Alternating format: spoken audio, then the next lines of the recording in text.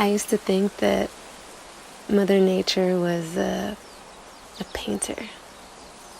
But then there's such a rhythm to the world, a commitment to its transitions, a breath between its moments. I've grown certain that Mother Nature is a poet, and of her many poems, fall